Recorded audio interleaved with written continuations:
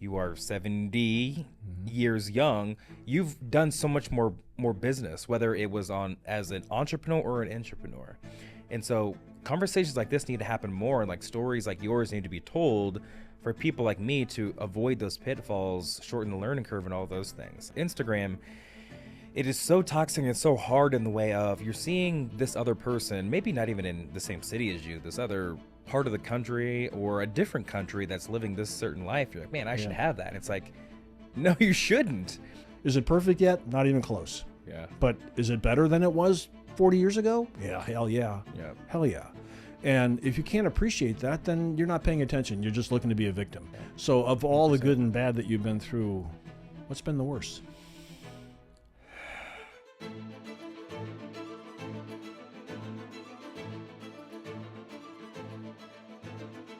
Yeah, I think, there are a lot of places at which you could interrupt an individual's journey towards entrepreneurship and say, wait a minute. So I ask these questions of people.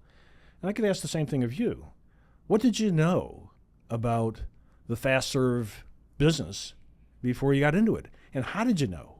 How did you know you could be successful at something that requires operational soundness? You can't waste stuff. You have to hire people who are trustworthy. You're dealing with cash. You want repeat customers, so you want to treat the ones that you got in front of you, really well. And at the tender age of 23, here's Isaac starting a business. I would love to understand, why did you ever think you were ready to do that? Yeah. Honestly, I think I stumbled into it first off. But I definitely don't think I had the answers at 23. I think I was living from a lot of what I'll say traumas of my life that honestly ended up helping me to be able to be a good business owner. But in the beginning, I knew I wanted to own my own business one day. I didn't think it was going to happen at 23. I figured it would happen at 43 or 53. Sure. I thought I'd have to get into corporate America. I went on a trip in high school with my grandparents and my cousin to San Francisco. And I loved the tall buildings and seeing the gentlemen with their briefcases back in the day, old school, and their suits. And I thought I would be that guy for 2 decades and make the money and then get enough money to buy a business and then go that route. But I was blessed enough, and I can tell how I got into it at 23. And it was amazing with that. And the thing that I know from wanting to serve people in a deep way was a lot of people don't understand the business that they're actually in. So my first business was a Rocky Mountain chocolate factory. So people think I'm in the chocolate business. My business for the last 10 years has been a frozen yogurt concept called Yogurtini, formerly. And people think I'm in the frozen yogurt business. What I learned from prior jobs, but also how I was raised, is I'm still in the people business. That's number one. Yeah. If I'm selling frozen yogurt or ice cream or gelato, in Kansas City, there's dozens and let's say hundreds of frozen dessert places. What makes me better than them? Especially, we may be selling very similar products or maybe the exact same product on the backside, depending on how we make it or who we get it from. And we win over 13 years now because we treat people better than everyone else. Yeah, yeah. Our product is it's a novelty. A lot of places have it. We have 10 competitors within a mile of any of our stores. Why us versus another frozen yogurt? It's the experience, right? We treat people better. We have a better experience. We throw better events, and people come to us 2-3 times a week versus going to us 2-3 times a year like some of my competitors. That's their goal. I'm like, that's not enough. That's not enough. Well, I think obviously in any retail business for sure, the customer is everything, right? And the experience that you give them is equal to whatever the product is as well, right? I'll put up with a product that's equal to somebody else if the service I get from you is better than I get from them. Yep. Right? So I think there's always that. The question would be, what about the operational side of the things? Where do you get the ingredients? How do you make the product? How do you store the product? How do you know how much to make each day? How do you know what flavors you ought to be making? How do you, on day one, you obviously don't know how many customers you're going to have or when they're going to come in. I remember when I started IVX, people would ask, the investors would ask me, well, Don, how do you know how many patients you're going to have within 3 months or 6 months? Yeah. And I'd say, well, the same way a restaurant would know. I don't. Yeah. I Yeah. just don't. Yeah, And you're in it I to can figure it tell out in you the beginning. why I think people will come. I can tell you why I think people will come back. And I know what they're going to pay because they have a third-party insurance company who's generally paying for most of it. Mm-hmm. But I can't tell you how fast they're all going to come. I can't tell you how many patients I'm going to have in a week or a month or a year even. Yeah. And, frankly, we got lucky and the numbers were far greater than we imagined they would have been on the front end because we had literally no competition, at least early on. And now there's infusion companies all over the place that are mimicking what we did, which actually is the best form of flattery, Oh, right? absolutely. So, you're like, okay, so we actually disrupted the entire industry, and now there's all these different players, and every player who was in it before now is re-architecting the way they did it to look more like the way we do it. Yeah. And so you're proud of those things because it was a lot more than just serving a patient with a product or service. It created an experience that nobody else was creating for them, and we were able to replicate that experience across the country. And, Yeah. That's amazing. exited 1.1 billion or something like that Gosh, last dang, year. congrats on that. Yeah, well, that's I think that's part of my frustration with the community. Is like I would love to tell that story, but I have nobody who's ever asked me to tell it, and I'm not one to go call people and say, "Hey, can I come over and tell a story? Hey, would you let me speak at this? Can I come over, or can I pay to speak at the what is it, the Global Entrepreneur Week or whatever it is?" Yeah. You should definitely be doing that. You Yeah, should be well, the I headliner for that. and actually break out that applied to story. go talk at the GEW thing last year, and I was told no. Huh. Oh, yeah, we're doing one together this year. Yeah, okay. We're able to tell that Well, story. I'm telling you, I mean, back in 2012 when I started the business, Mm-hmm. I reached out to Pipeline Mm-hmm. and was told no. Yeah. Yeah, there's something. There's an interesting thing that is in Kansas City when it comes around that. I know we've kind of discussed it off air of the marketability piece of what you're doing and being seen and how people want to pick that up because it's going to get them more clicks because your name is big, no matter if you're successful or not. But then the other piece is like how well are you actually running a business. Yeah. And I think those are very conflicting, and that's unfortunate in a city that says it's one of the most entrepreneurial or definitely the most entrepreneurial mid-sized city.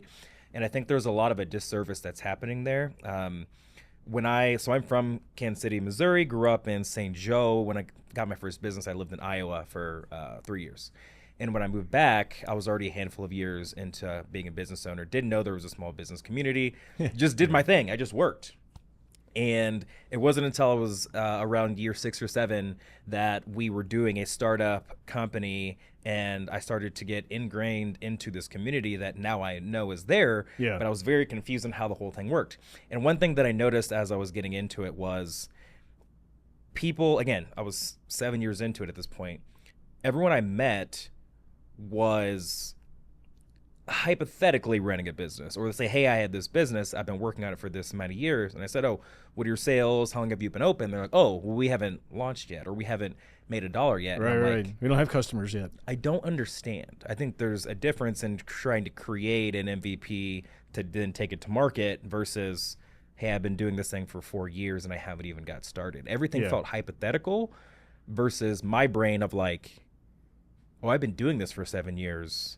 Right. And now I feel like I'm trying to learn to see how this thing is actually done, even Yeah. though I'm the one who's actually been doing it. And so I think I'm still trying to kind of figure that piece out in it. And Well, I don't think you figure it out. To be quite honest with you, I think that there are enough people in town who think the effort is the same as the outcome, right? Yeah. So if you're Talk to me making an about that. effort to do it, well, that's worthy. That's Yeah. worthwhile, right? Let's pat Isaac on the head for making the effort. Mm-hmm.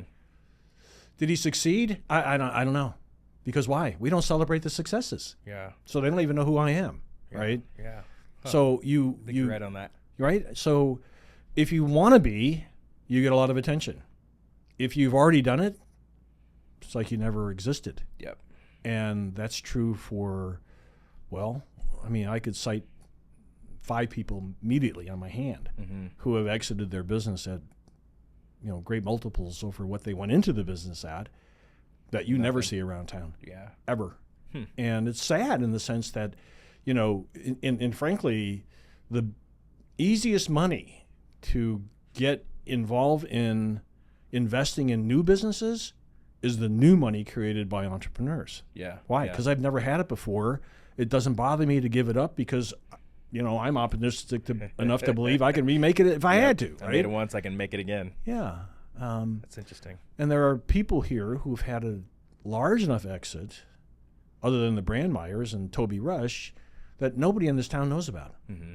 And the Brandmeyers, you know about them because of their involvement in the baseball thing out at the Legends. Yeah. Other than that, if Mark wasn't doing that, nobody would know their name either. Yeah. And yet they had one of the biggest exits this city's ever seen. Yeah.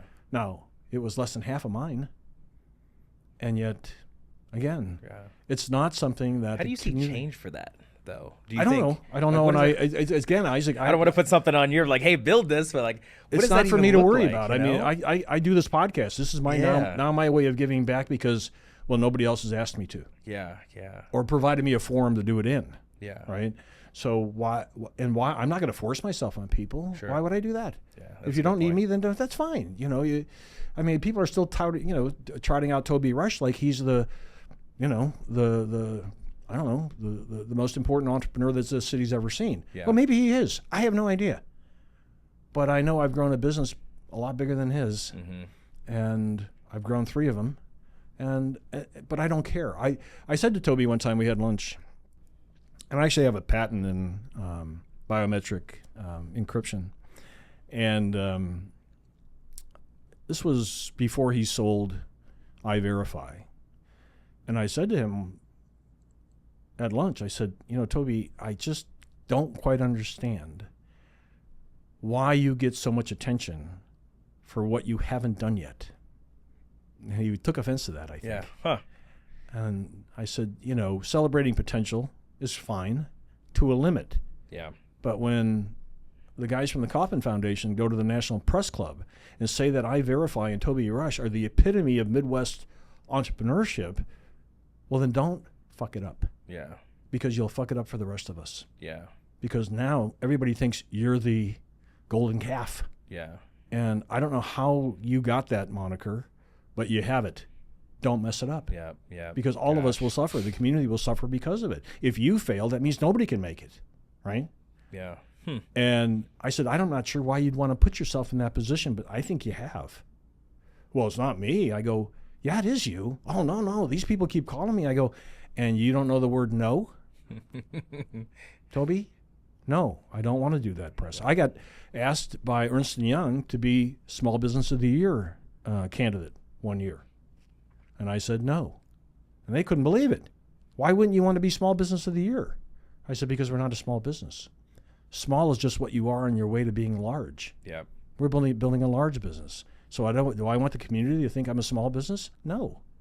Save that for the retail people or the coffee shop people. No, I'm not. I'm building a high-tech company with high-tech products that sell all over globally. I don't even have a customer in this town. I said, what?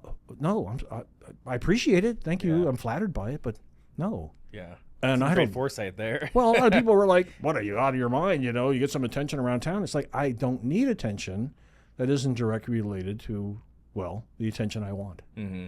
And I can control that by saying no.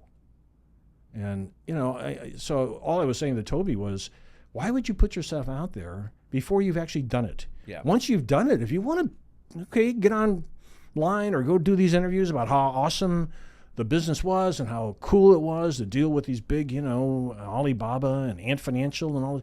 I'd love to hear that story. But you haven't done that yet. Yeah. Right? Yeah. So my understanding is when I got into it is the exact thing of like who's doing the things. Yeah. And who's being talked about for doing that. And I actually really like how you simplified it down of saying it's the effort that's being talked about, what you're trying to do versus what you've actually done. Yeah. I think that's probably my biggest issue with our current ecosystem is that exact thing. And I come back to this of like, I'm a branding and marketing guy. That's my background. That's what I love. But when we're talking about who's the most branded and marketed versus let's boil it all the way down to what a business is. Who's serving their customer base the best and at the highest frequency. that's when I have a problem Yeah. with that thing. Because, man, I've in community with and clients on this side that are trying to build it. Some have big brands, Senator Harold did a lot, but then I have some friends over here, and it sounds like you do as well, of like, man, they're really doing some really great stuff, and like their sales are insane, and you just don't see them anywhere. And like Yeah. when I go to coffee with them or I go to dinner with them or we have drinks or whatever it is, and I'm hearing these stories, I'm like, man, I'm 13 years in, and I am learning so much. Like these little nuggets are unlocking certain things that I get to do in my business.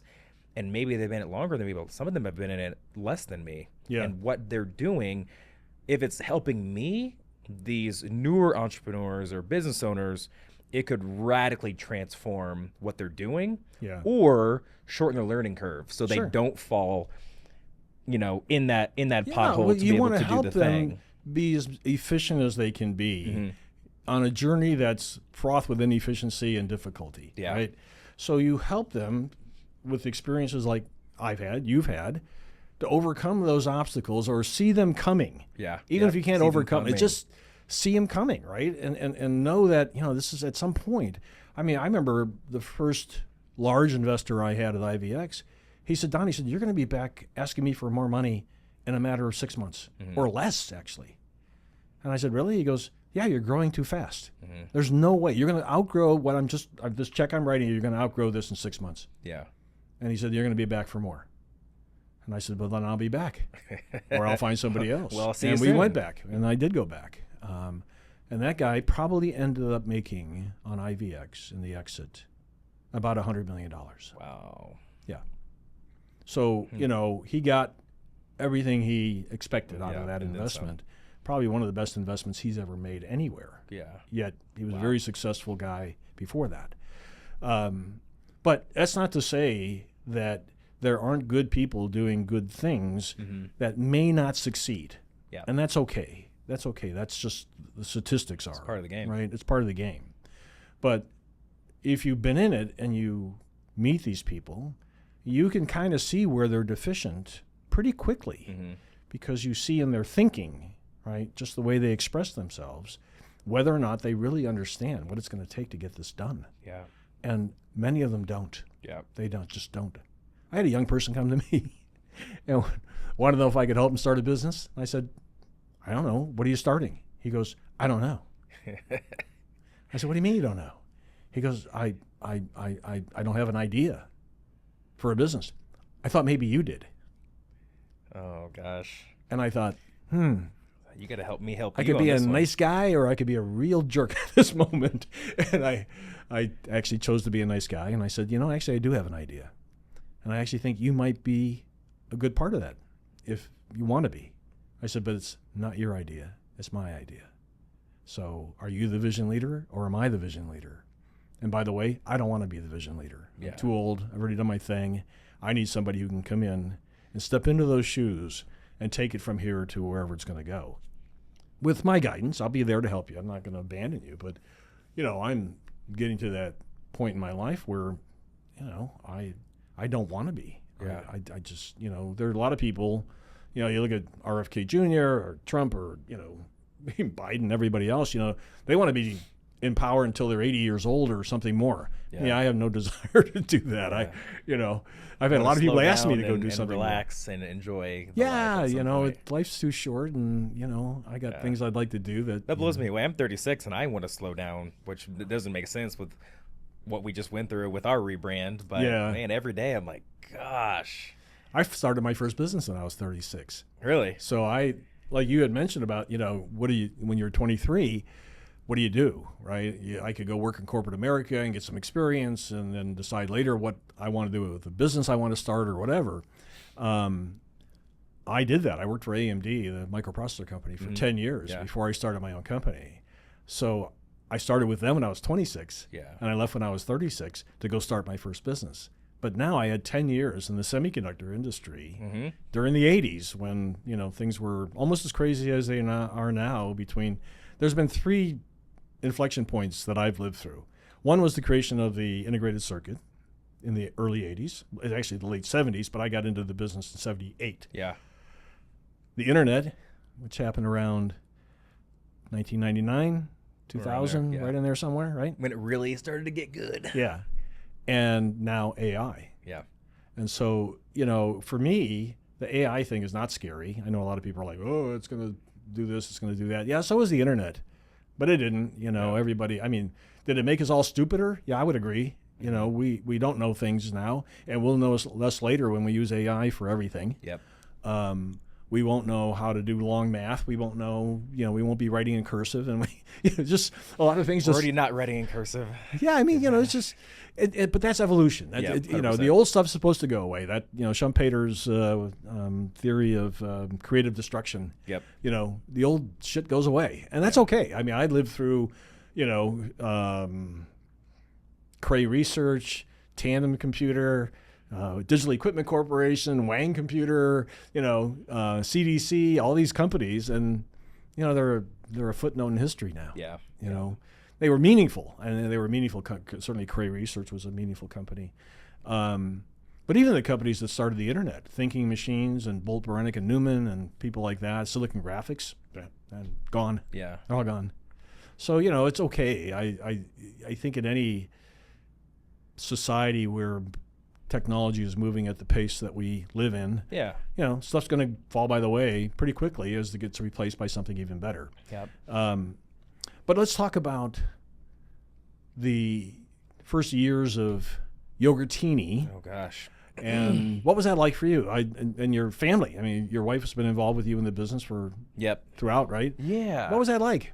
It was a lot. I would say the first year of Yogurtini, 2015. It was a lot of work. I would say it was less work than it was than my actual year one, which is 2012 when I got into my my chocolate store. But still a lot of work. It's always going to be a lot when you first kind of start something. I learned a lot from the 2012 start. My actual first year, I literally was living in the back of my store. I lived too far away from my business sometimes to drive home. I only had two employees for this first year, and I only used them, again, we were retail food. I only used them on the weekends when I needed help because we were too busy. Yeah. Monday through Friday, I was just working on my own. So if I had to put away a truck or I was there too late, hey, I had to be there at 9 and it's already 11:30. I might as well just stay in the back of the store. Yeah. So that was a routine thing that I did, working 90 plus hours for a very, very long time. God, that's gotta be rough. And so I learned a lot. So at the end of that third year, I was living up in Iowa, small town Iowa, and I wanted to get out of there and come back to Kansas City. So I discovered the Yogurtini opportunity, ended up getting into that, and for a year I owned both stores.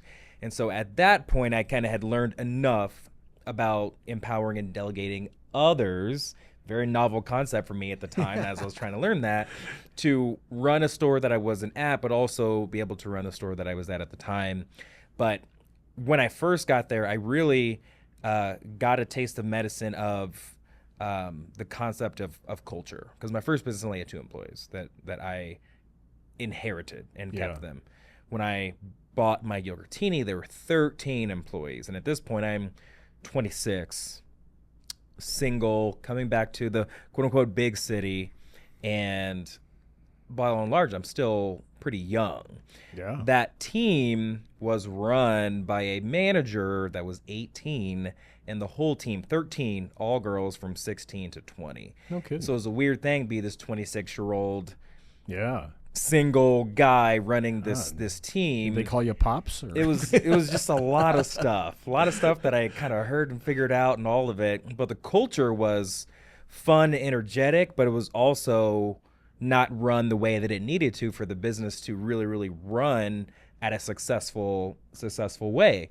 And so for the first year, it was really tough because I was working a lot of hours, but then I was trying to figure out, how do you actually build a good culture and community within? We always did a good job of serving customers externally, but internally, it was fits, just trying to figure it out. And it was a very not fun year because I learned a lot about what you can do, can't do, shouldn't do. Can't say, shouldn't say. Yeah, especially with a team of 13 girls. And so learned a lot in that, trying to figure it out. We lost a lot of people during that time because my standard was so high always having and owning a business I was the owner and the operator. I'm running this store. Yeah. And so when you don't have a culture of like, hey, we're going to work hard and follow the standard, if someone's not used to that, that doesn't go well. So we end up turning over a lot of who we had there. Ultimately, it made the business better, but there was a really rough patch in there where, again, I was working a lot of hours and reforming and reshaping everything that we had to do, which also changed the entire way of how we ran the business. Again, it ran better, but the customers were also used to a certain thing, certain amount of flavors and all that. So I really had to dig deep and do a lot of personal development, professional development, but also relearn this community that I was in. It's not the same Iowa community that I was in. I was trying to run it as if it was. And so the first year and a half, I learned so much about being able to reassess the climate and culture that you're in, but also really focusing on this thing, target market. When I bought my first business, it was already going, and so I just kind of inherited things. With the second one, it wasn't that same way because it was a newer business. But then also understanding the business that I'm in. Like, yes, I was in chocolate in the beginning. Yes, I just got into frozen yogurt. But learning pretty quickly, the business that I was truly in was the people business. Yeah. How do we give them what they're wanting, they're asking? How do we serve them in a way where it exceeds expectations and not just say, hey, I know best because I'm the chocolate guy. Hey, I'm the frozen yogurt guy. Here's what you want because I know better because I'm owning this business. That doesn't work. That doesn't fly. Doesn't work, especially when they're very clearly saying what we wanted. So a lot of learning lessons in that, and it probably took me too long to truly understand the empowerment delegation, but also talking to your customers and listening, and versus like hearing them and then telling them really what they ultimately want or what's best for them, whether it's flavors of the experience or what they experienced at an event or whatever it was. So yeah, learned a lot the first few years of my chocolate store and the first few years of my yogurt store as well. Yeah, I think there's a lot to be said for culture, certainly, but also for taking a customer-centric focus in the business to build your culture around that. We did at IVX. I mean, most people don't know what we did, which is okay, but we served patients who had, a disease that needed treatment on a regular basis, and they didn't necessarily want to be in a hospital to do it. They're immune compromised, so being in a hospital is, in their mind, where you go to get sick. Especially in their condition, they weren't going to get well there, that's for sure. And the hospitals would take up their time to do these infusions. It would take half a day to do a 1 hour infusion, and it just wasn't efficient. Or respectful of their time. And you know how it is in healthcare. I mean, who's respecting your time? Nobody, right? So one of the first things we did, and it was the simplest thing, and when I tell people this, they're like, the phone would ring, and I was insistent that a human pick it up because it might be a patient, a new one. And that if a patient came on the phone and asked for an appointment, your response was, when would it be convenient for you to come in? Now think to yourself, Isaac, how many times have you called the doctor's office and needed an appointment to come in for whatever it is, just a regular checkup, some acute problem, whatever, and the person on the other end of the phone said, oh, Isaac, when would it be convenient for you to come in? I don't know if I've gotten that. I get, hey, we can do 6 months out or 9 months out or... Right. Literally right from the first conversation with the patient on the phone, the culture was set. Because even when we designed our facilities, we didn't have a waiting room. Why? Because nobody waited. What's a waiting room for? Waiting?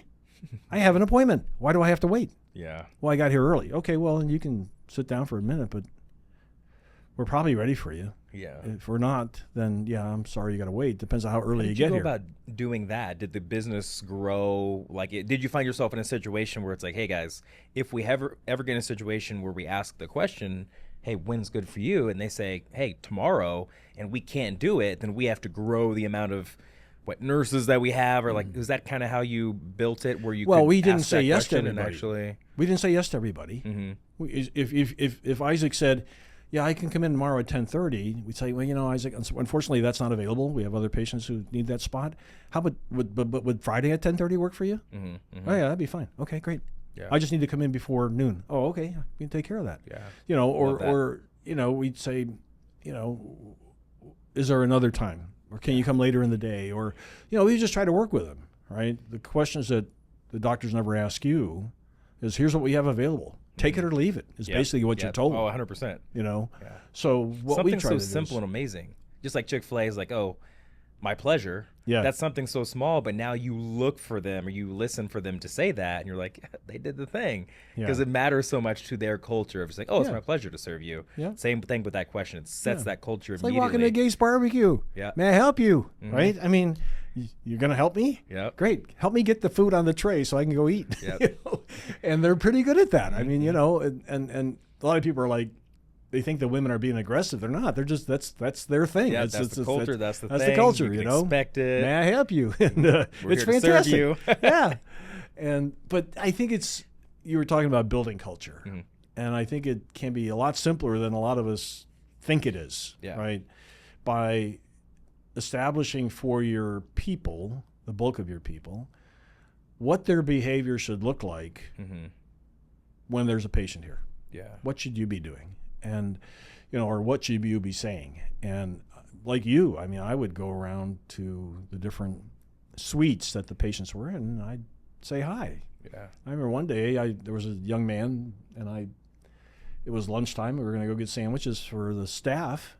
And I walked in, and I said, hey, do you want a sandwich? He goes, yeah, sure. It was near lunchtime. And he starts reaching into his pocket. I said, that's all right, we got it. Yeah, you sure? And I said, amazing. yeah, what's a $5 sandwich? I think I can handle it, Yeah. And he said, so you're going to create this environment for me and treat me like this to get my infusion, and you're going to buy me a sandwich? He said, man, it's amazing. That's something else. Yep. And those are the people that tell others about you. Right, exactly. Minimum, they keep coming back. Right. Maximum, they tell some friends or some family about you as well. Right. And we knew from the beginning that our marketing would be built around patient testimonials, because what else is there? Yeah. People go on Yelp and look at reviews on doctors and things like that, and you know how it is. It's generally the people who are most unhappy about something that post the shit, because especially on the Yelp happy people don't. Google. They don't. They just move on. They just keep going because I'm happy, right? So reviews weren't what we were after, and so we had an iPad that we would hand to the patient as they were leaving. Hey, please go on Facebook and like us. And by the way, here's a quick survey.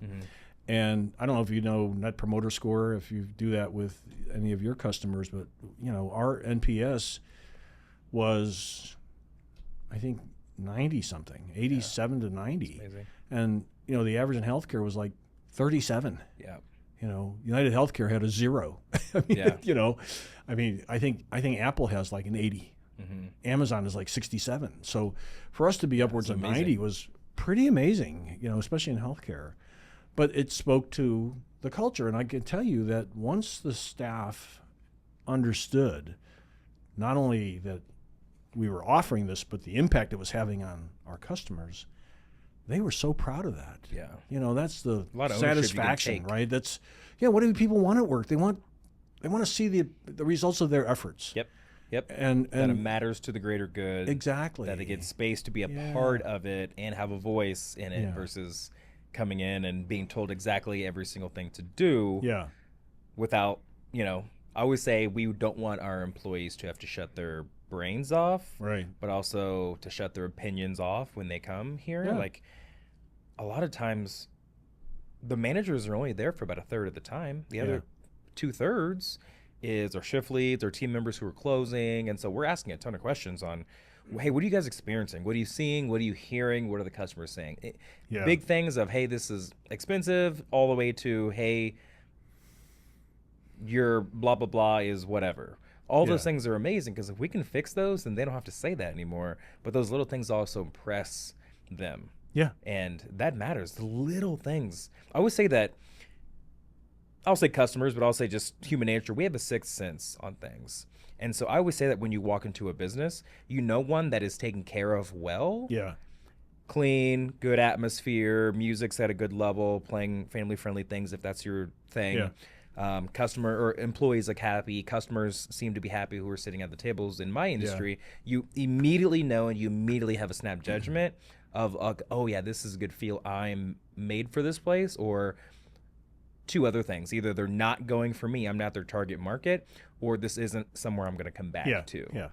And for us, and it sounds like the same thing for you, that people piece is amazing. Like, just really set out to serve people at a high level. It goes so far. And Well, you can tell the ones that don't have that focus, that's not the check-in and the checkout they're having with their team of like service to the end user. It is do these tasks or just show up and get the paycheck. Right. That's unfortunate.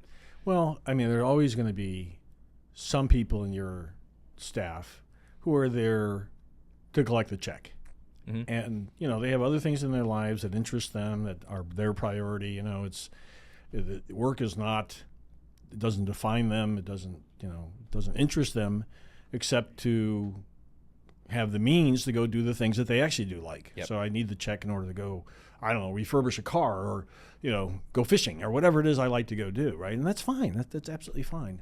But they have to behave while they're there as if they care. Mm-hmm. And I think most of our people, even those who were there for a paycheck, they understood that a certain behavior, certain way of interacting with the patients was what was expected. That is the culture. Mm-hmm. And they wouldn't last long if they didn't. Yeah. We had nurses who would, take the spent the gloves and things like that and put it in the open trash can in the patient's room. It's like, no. You have covered lid trash cans in the nurse's station. Put it in your hand and walk that far, 5 feet away, and put it in the appropriate trash bin. And at first, nurses were like, "No, that's so inefficient." Okay, it is. You're right. It takes you a little bit longer. I'm okay with that. Mm-hmm. Take a little bit longer. Yeah. Because what we aren't is rushed. Yeah. No, at the hospital, you were rushed to do everything. And so efficiency was everything to you, right? As soon as I can get this thing off my plate, as soon as I can move on, sooner I can move on to the next thing. Mm-hmm. We don't have a next thing. Yeah. So what's the rush? Yeah. Do it right. Gosh, Spend time with that patient. Talk to them. Get to know them. You're like their hairdresser. But the person who does their mani-pedis, get to know them. Yeah. And it turned out in the long run that our nurses knew more about a patient's condition than often their own family. Mm-hmm. Because these are people with Crohn's disease and ulcerative colitis, and it's not dinner talk, right? Yeah. Hey, honey, I had a really bad day. I had to stop 3 times at the McDonald's bathroom. It's just not something you talk about. Yeah. But they can talk to their nurse about that. Yeah. Why am I having these episodes? Or do you don't understand what I could do to help, relieve these things or stop doing these things? And generally our position on all of them was, you should talk to your doctor about that, because we're not your doctor. We're just a service provider. But the nurses could be certainly supportive and encouraging, about that. And so it made a difference to the patient that they actually had somebody that understood and that they could talk to openly about whatever they were experiencing. Yeah. And again, our nurses, I think, sometimes knew more about the patient's condition than their own family. Yeah. And that was a good thing in the long run. And then we could always talk to the family about, what's happening with, their loved one. Yeah. And that was a good thing too. So, in your case, you're seeing a lot more people than we saw. And you have walk-ins of people, the reason we didn't have a waiting room is we did everything by appointment only. So we knew when you were coming. Yeah, we don't have to worry about that give or part. take 10 minutes, they're going to be here. Yeah. And if they're not, then we'll just be ready for the next person. Yeah. And so that was the kind of thing we did. And we even told patients that before you leave your house, text us that you're on your way, and we'll start mixing your drug before you get here. But a lot of because that's a good idea. At the hospital, they won't, until your butt's in the seat in the infusion suite, they don't even order the drugs. Yeah. So now you got to wait for the pharmacy. That's why it takes a half a day, because now they have to wait for the pharmacy to actually fill the order and ship it back up to the infusion center so they can give it to the patient. And you have one nurse working with 10 different people. Talk about inefficient. Yeah, well, I think in their mind, if the patient doesn't show, then we're out the cost of this drug. Yeah. So I get that. I mean, from an economic standpoint, but that methodology got in the way of providing exemplary customer service. So how do you do that? You fix it. Yeah. Right? So how do we fix this? Once we get to know you as a patient and we know you're reliably here on time most of the time, then we'll give you the right to text us when you leave home so that we can be better prepared for you when you get here. Get you in and out faster. Yeah. And so you strive for that. The patient starts striving for that. Gee, I've got to show up on time because, if I do that, then I don't have to wait for them to mix the drug when I get here. I can get in and out of here much more quickly. Yeah. And so it was great. I love that piece. I mean, for me, what I'm hearing is there was I'll call it a bottleneck. That's not the exact word I'm trying to think of right now, but like there was a bottleneck in the way of serving that person to the best of your knowledge. And so you found a better way to do the thing by simply just giving them the option. Like, hey, you don't have to text us, but if you want to get out faster, here it is. We're still going to try to get you out as fast as possible while also like sitting with you and being with you in the moment. Here's an option to get you out even quicker so we can get you, hooked up even faster so you can be on with your day. Most like of our truly patients entrepreneurially looking at that and saying, how can we make this process better? Yeah, because I couldn't change the way the drugs went in their arm. I mean, an infusion's an infusion is an infusion. I mean, there weren't anything that we could do technically to change that process. It's medically, required to do it certain ways. So from that point of view, there's nothing we could have done about it. But we can change the experience for you as the patient. Yeah. And by virtue of just changing their experience to something more positive, and also saving them and their payer a lot of money because, everything's more expensive at the hospital. Mm-hmm. I just read today that, inflation over the last 10 years has been about 48%. And hospital inflation is 97%. Twice the rate.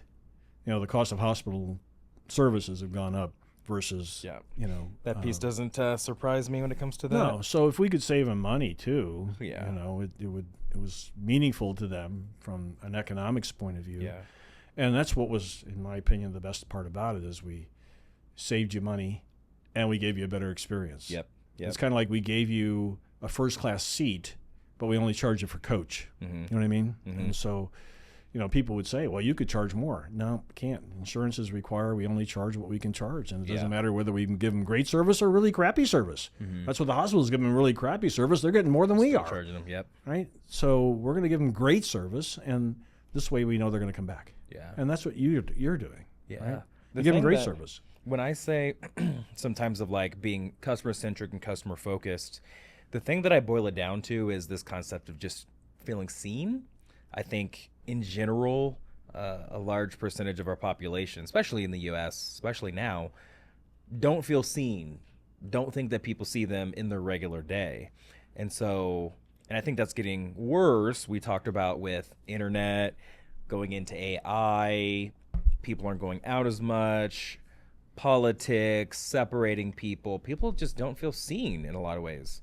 And so being able, whether it's in a clinic or going into a frozen yogurt and chocolate joint, being able to like truly look someone in the eye and like see them and say, hey, how's your day? Yeah. I think that matters for people. For me, that connects with from my childhood on a couple different ways. Like people ask me all the time, like, why'd you get into this? Why this industry? But like, why small business ownership versus doing literally anything else? And I come back to, I want to serve people and make sure people feel like they belong and they're seen and they're heard and they're loved. Because growing up, I didn't feel that way in a lot of times. That's my reason. That's why I'm doing this. Yeah. It doesn't have to be chocolate and frozen yogurt. I could do any industry as long as I'm able to have some variation of hospitality where I'm serving others and making them feel seen and loved. I'll do that thing till I die. My wife's the same way. That's why we're so passionate about this business. Part of it was the fact that I was an only child. I literally had to get very creative in the ways of keeping myself busy because I was an only child. My parents worked a lot to restart our lives after we came from unsavory circumstances. I was alone all the time. So I had to get really creative on how I spent my time. Yeah. And like that wasn't great growing up, being in my room alone, no siblings or anything. But the other piece was, just to get a little bit into my story, I'm from Kansas City, Missouri. My parents met here, born at Truman Medical Center, lived over in Independence and Paseo. Not a great area, especially in the 80s. And I know everyone calls it like the historic Northeast now. I'm like, that's amazing now. It wasn't great in Wasn't the great 80s. then. And so, we did life there for a little bit, but overnight we left and took my grandma with me, my two uncles, and my aunt, and moved to St. Joe. Like now you can find anyone anywhere, social media, smartphones, all of it. In the 80s wasn't as easy, We didn't have any of those things. And so when you are living an hour away, how's anyone going to find you unless you want to be found type Yeah. situation? Not Yeah. that intense, but you get what I'm saying. Yeah. And so once we went from an all-black community to the mostly white community, that was another struggle for me. Yeah. I didn't see people who looked like me. And so the most of the time, it wasn't an issue. I'm not saying like, oh my gosh, my world was just a complete disaster. But there were those bad faith actors that did make my upbringing a living hell because I didn't feel like I belonged because I didn't look like everyone else that was around me. Yeah. And so the only childness of it, feeling alone, but also other people making me feel alone based off my skin color, that was really, really tough for me. And it created an urge to me to make sure other people don't feel that way. Yeah. And then I get into a hospitality service-based business. Well, I think in looking at your, listening to you talk about that and, trying to relate to that, I think in many respects, all the things that we do in our youth, especially in our teen years as we're developing, are what turns us into the person we become. 100%. There's a cutoff. I don't know what age it is, 8, 10, 12 years old. I'm not sure. And it may be different for everybody. Where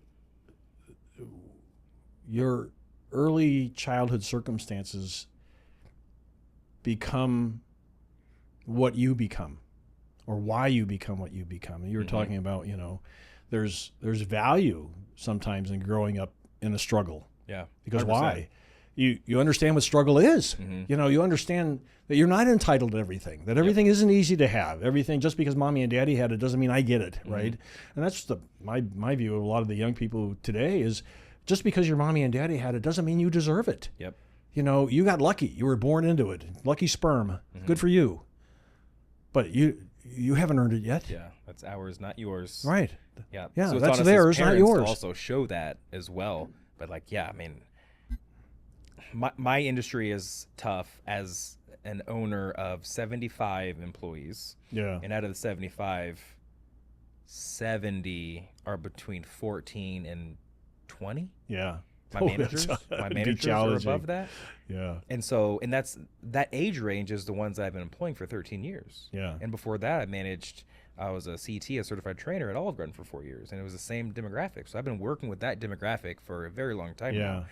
And I hate to be the one that's like, oh, kids these days, but every 3 to 4 years, the mentality changes of kids these days, where there's these conversations online that are talking about, people saying, oh, kids nowadays are entitled and all that. And I used to hold so much space and say, it's not the kids. We just don't understand what makes them tick.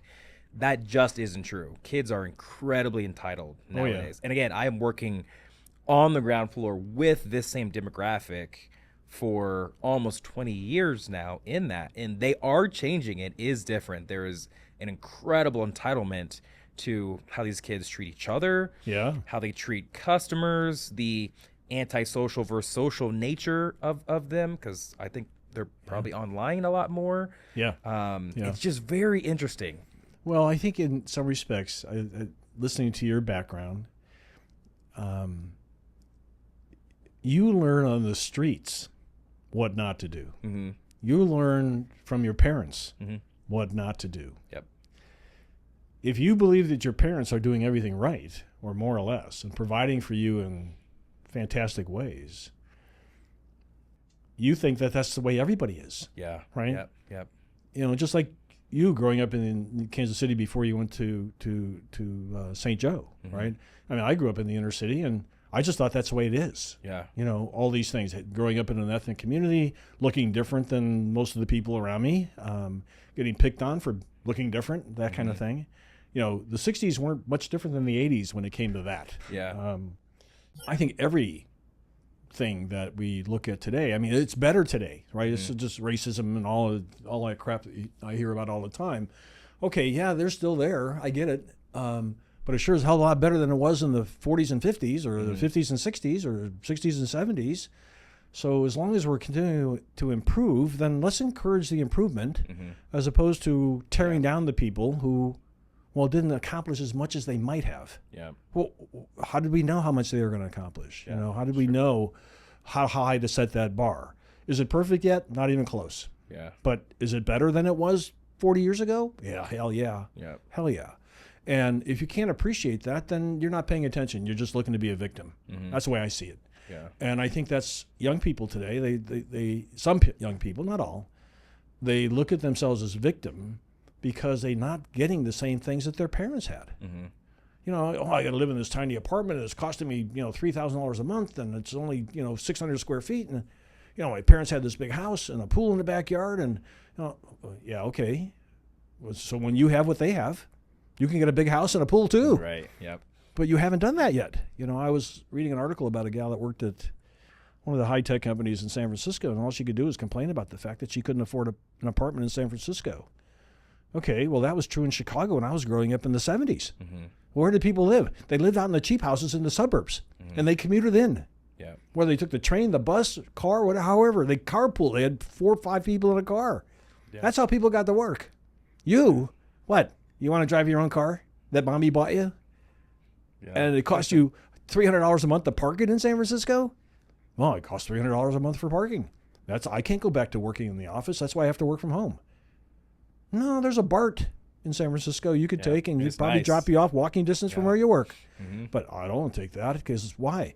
Well, I didn't grow up having to take public transportation. Why would I take it now? Yeah. Because you can't afford otherwise. But they don't get that. And they think they're entitled to, I get my own car. And I heard that a lot just, recently when people were talking about going back to work. Well, you know what the gas is going to cost me? You know what okay, carpool. Go find three friends that you work with. Carpool. Oh, they all live out in Johnson County anyway, probably, right? Yeah. Or go find 3 people that live in Johnson County. Shouldn't be that hard. I think social media is making that part really hard, because when I hear that, social media should actually make that a lot easier.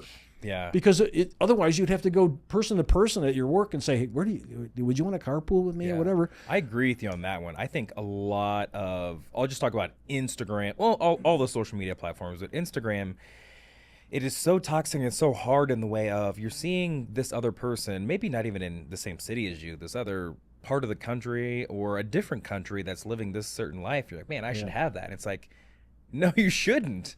That isn't where you're at. Yeah. Young people comparing themselves to older people, comparing themselves to people who grew up with money, whatever it is. And I agree with you on that piece of like you don't have to live downtown because you work downtown. Right. You don't have to have your own car. If you do have your own car, you probably do nowadays. But yes, carpool. Like in the West Coast, there's literally, or bigger cities, carpool lanes. There's a lane for people with so 2 many people. people are doing that exact thing. Like I hear, and I would say, I think with the race piece, there's a lot of area we can go in certain ways. And I would say I was the one early 2020 that was like, man, is this even any better than it was back in the day?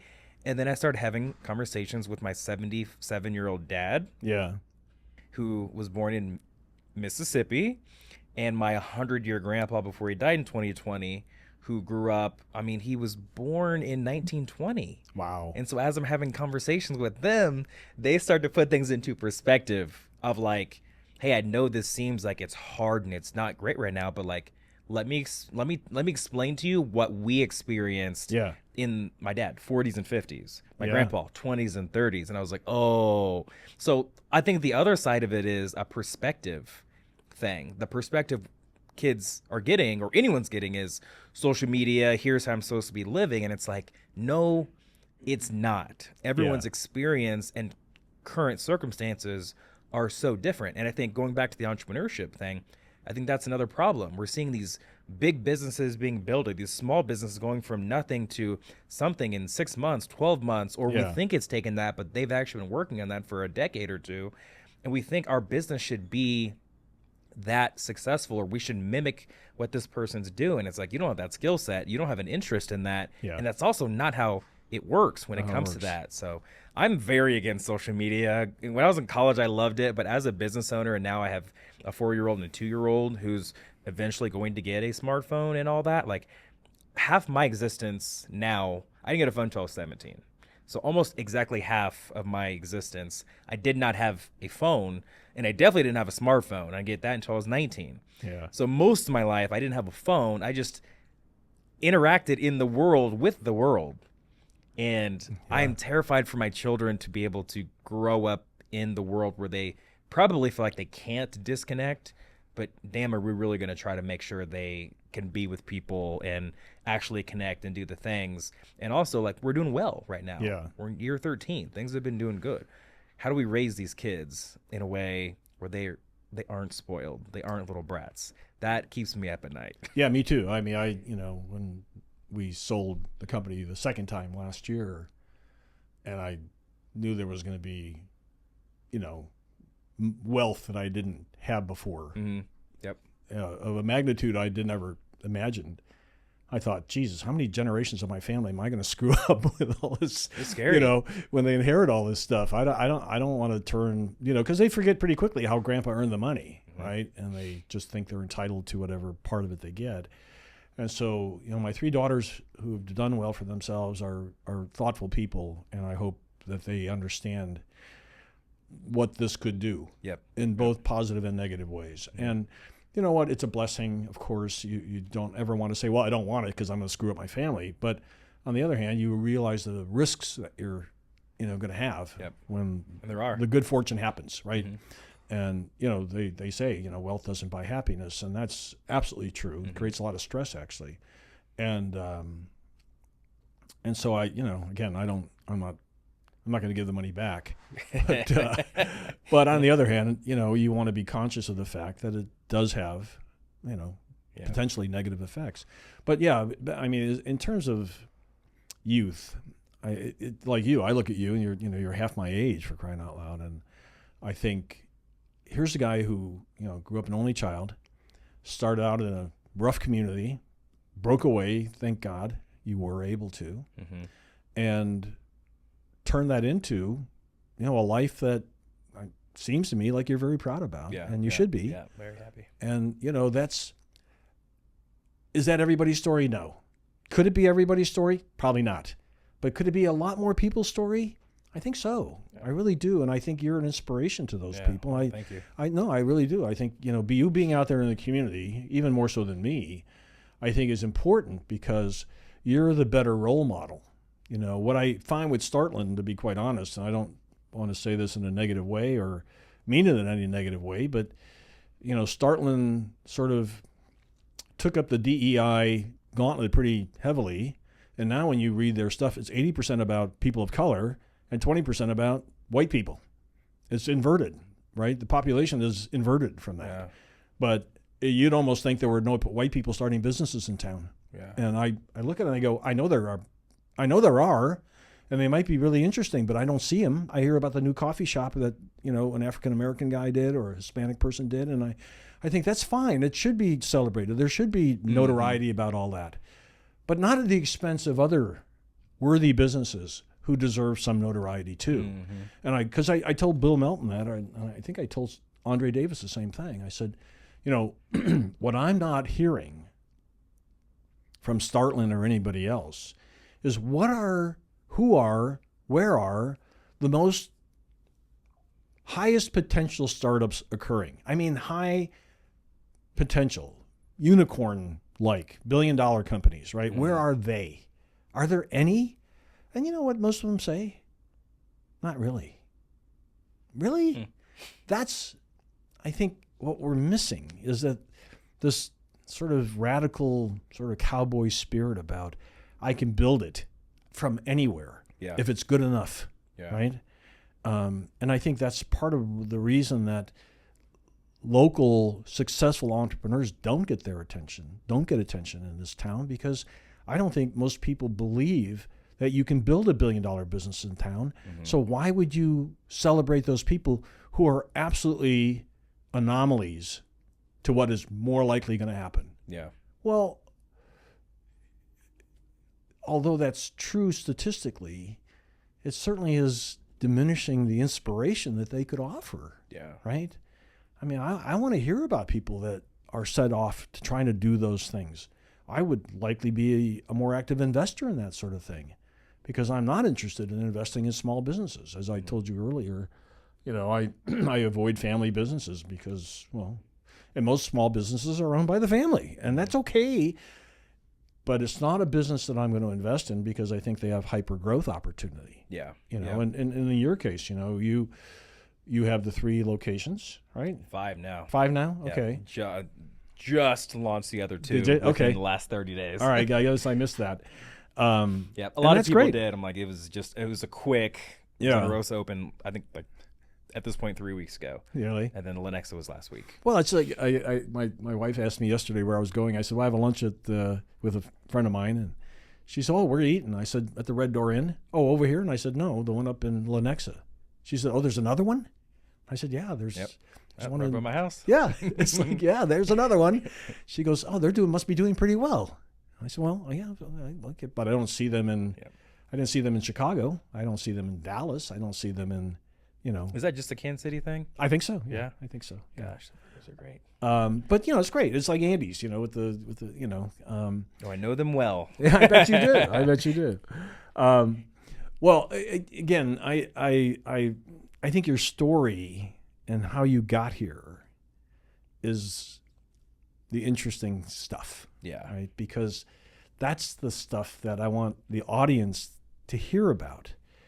The business is the business is the business. Mm-hmm. Like you said, it could be yogurt, it could be chocolate, it could be anything. Peanuts. Yep. It's the could buy a garage. Execution of it, mm-hmm. right? The incarnation of it, the culture of it, yeah. right? The quality, the attributes. It's not the thing you're doing. It's the superlatives about it that really matter, right? And I love that about your thinking because you understand that. A lot of people think it's about the product. One of the problems I have with a lot of the young entrepreneurs around here is all they want to do is talk about the thing. Yep. The thing. The thing is not the business. The thing is the thing. Here's why our product, our cup of coffee, our widget, the massage that I give is the best, and this should take me to heights. And I said, do you know how many massage parlors there are, or individual people? How many coffee shops there are? Around coffee shops. I mean, what else do you have to offer besides that? Because at that point, then you need to become an operational and a marketing machine. Besides just the fact that you have the coffee. The thing that fires me up is getting in conversations with people like you when it comes to this, because I look for little nuggets to be able to take away and take back to I'm 36. You are 70 years young. You've done so much more business, whether it was as an entrepreneur or an intrapreneur. And so conversations like this need to happen more, and like stories like yours need to be told for people like me to avoid those pitfalls, shorten the learning curve, and all those things. I think that would also help the greater Kansas City community or any major city as well. Because the other thing that I see, I hate when people say, gosh, this city's small. It's not. No. There is a community, call it the small business or entrepreneurial community, that is tight-knit and feels very closed off to people who aren't in it. Yeah. Because I have a lot of clients who are out of it, and they're trying to find ways to get in it. And it is extremely hard to get in it. But there's so many, there's 50,000 plus businesses in Kansas City. Yeah. We see the same 50, 60 businesses talked about in our news outlets or at these networking events. I go to a lot of them. And I'm seeing the same people and the same businesses talked about and winning the awards. Which is why I stopped going to them. Yeah. And so then it pushes people out and creates an even tighter community that feels amazing if you're in it. But then you have to fight to stay in it. Yeah. And if you're on the outskirts, you feel like, again, you're alone. Well, I'm the only one doing this. It's even worse in healthcare now in this community because of Oracle/Cerner. Yep. Now, it used to be, I remember when I started IVX, 2012, 13. Well, have you talked to Cerner about this? Why would I talk to Cerner about this? Well, they're in healthcare. Okay, let me ask that question again. Why would I talk to Cerner about an infusion business? They're not in the infusion business. Yeah, but they're in healthcare. Okay, but I didn't. No, I'm not going to because they'll copy what I'm doing and, Yep. And today, with Oracle coming in, what it's done is released a lot of Cerner executives back to the community, wherein before they were subject to non-competes. They're no longer valid or enforced. Mm-hmm. And they think they're starting healthcare companies. And if you're not a former Cerner person, you get zero attention. Yeah. It's like you didn't exist. And the only healthcare people that matter are the ones who came from Cerner. Yeah. I mean, even the organization's run by an ex-Cerner guy. So what's his predilection? To support other Cerner people. Yeah. Why? Because I'd want to. I'd do the same thing. Yeah. I'm not blaming the guy Part for of your doing it. tribe. I'm just saying, if you're not part of that Cerner Keiretsu, Mm-hmm. you don't exist. Yeah. Because even when I started mine back in 2012, when Cerner was still intact and there was no thought of Oracle, if you didn't get an endorsement from Cerner, you didn't ask the right people. Yeah. You know what I mean? You're not around the right people. Yeah. And It's I easy to found get caught that up in very that sauce. frustrating. I found that very frustrating. Yeah. Of like wanting to, I hate to use this term, but like wanting to be in the in crowd, if you will. Like Yeah, it is. It's just like that. Is intoxicating. It can Absolutely. really scoop you up, and I think that's the vibe that has been created in Kansas City. Yeah. When I got back here in 2015, all of this wasn't a thing. All these ESOs and whatnot. There was Right, Startup yeah. Village that was run by a Yeah. handful of guys, the OGs. Adam Arredondo and Yep, the I was with him Marcus. last week, and we were talking about that. I remember going there. You know, I did an interview with him. I don't know if you saw it. Uh-uh. Yeah, you should I listen love to that him. one. I love him.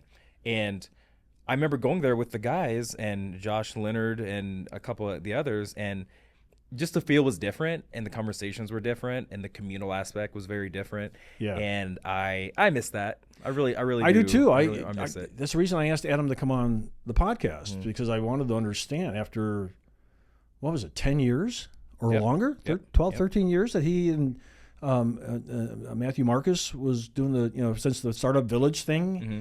And then, they morphed that into Startland and all that other stuff. And then when I realized he'd left Startland, I thought, where the hell did he go? What else does he know how to do? And, he got a great gig, and good for him. And Yeah. he's still able to be involved in the community, which is great because he's a good guy. But one of the reasons we didn't publish that podcast early on, in fact, I'm not even sure when we did. It was pretty recent. I got to go back and listen to it. Was because I asked Adam, so after all these years of doing all this stuff, what did you accomplish?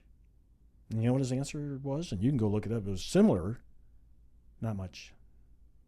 Not much. I hate that. Well, I mean, because the whole Google Fiber thing was a ruse. Residential service? What am I going to do without a static IP? They didn't bring a static IP until a year and a half after, or 2 years after they introduced Google Fiber. But everybody in this town thought, oh, we got Google Fiber. We're going to be the top of the heap when it comes to building technology companies. Not on residential service. You aren't without a static IP. You're not. Yeah. You can't even host a website on it. What the hell? What are you going to do with it? And people didn't understand that. It's like, really? You know, here I am. I come from Silicon Valley. I had all this experience and knowledge, and I don't know who they're listening to, but you didn't ask the right people, because they would explain to you that, no, Gosh. it's kind of a nice thing to have for if you live at home and you want a gigabit fiber, great. But if you run a business, it's not for you. Yeah. And it took them a couple of years to get that going. And then when they did, the hype was already over. But largely, Adam's assessment of all of this was that the organizations who were funded to do these things relied too much on the grassroots companies, businesses, and others who didn't have a mandate to do this but wanted to be involved, or could be involved, or might have been involved. Mm-hmm. And that what happened was that people started to migrate in different directions, and we created all these little fiefdoms. So, SourceLink was one fiefdom, and the thing that was attached to UMKC, that The SBDC. was, and then the Johnson County thing, and it was little fiefdoms, and they weren't working together. They weren't talking to each other. They would look at deals, but they'd all look at them separately instead of coming together and trying to, get more brains to think about the same question. They didn't do that. Everybody was running their own show, doing their own thing, their own way. I would say R. And they are. And so that's kind of why I don't get involved, because, there's people I like. I mean, I like Karen Federoni and some of these people, but what they're doing is well, I don't know how useful it is. Mm-hmm. And I'm too old now to get myself involved in things that I don't think are useful, Yeah. that are going to move a good thing from A to B. Yeah. I'm more than happy to help move from A to B, but I'm not the one selecting the good thing. Yeah. And if I listen to what you're showing me on the Startland News and things like that, yeah, I have no interest in that. Yeah. Because all you're talking about is stuff I'm not interested in. I think you have to have a good hodgepodge of those being really, really revolutionary for your business. For me, when I first started to get picked up by Startland, it was revolutionary. Yeah. But I was also doing the things right already. Yeah. And then more people started seeing what I was doing, and then they experienced it, and they're like, and then we kept them. For me, marketing works because operationally and marketing wise, we run a good business.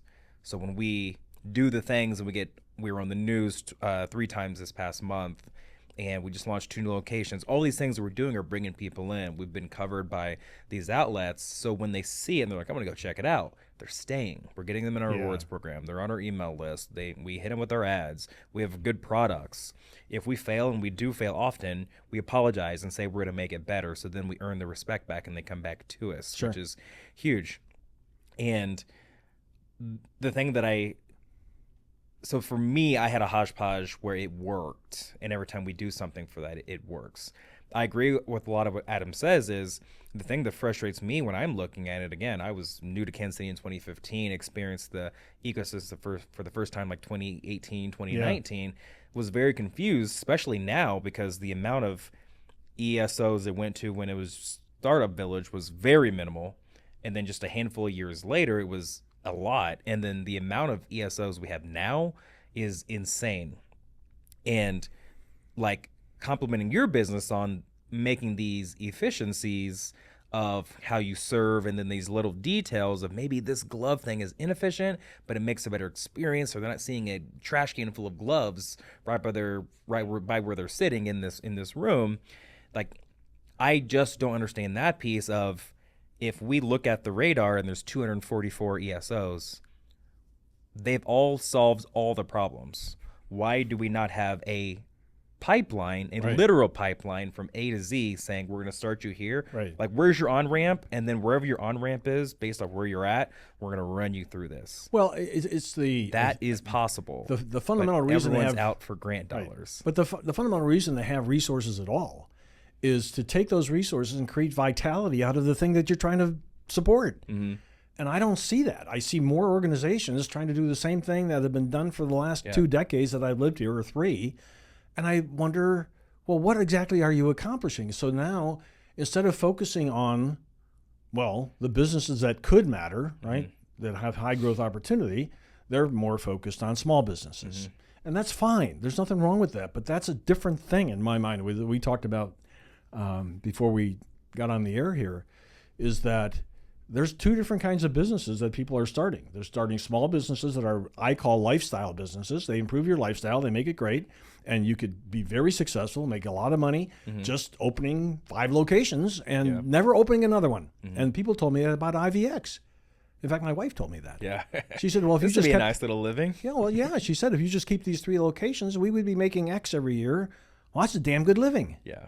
Yeah, I know, honey, but this is a global problem, or at least it's a U.S. problem, and I want to go to other places and help solve it. Yeah. She goes, I know you, so go do your thing. I get it, but you always have this 3 things in Kansas City you could fall back on. And it's like, okay, fair enough. I love that for you, though, that she's like, hey, we're good with this. My wife's the same way. She's like, I know you want more. Just know that I'm content with the life, which is versus the opposite of someone trying to push you, saying, hey, I'm already pushing myself. Yeah. Support me. Well, she knows. I mean, I think your wife knows you too. Is that I don't need to be inspired by pretty much anybody or anything. It's I'm already inspired to go do his big things and good stuff, and and have fun doing it. At the same time, I don't mind working hard, right? And you seem to be the same way. So I love that you and I are very similar, even though we're you're half my age. And I think that there is, which is why I wanted to have you on. And what Beth was telling me about you and your progress in this, and if there was anything, as I looked at your background and your story and the stores that you have and what you're doing,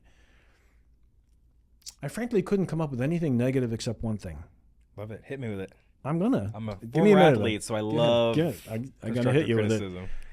But I believe in any community, Mm-hmm. a service that provides even the most common commodity Mm-hmm.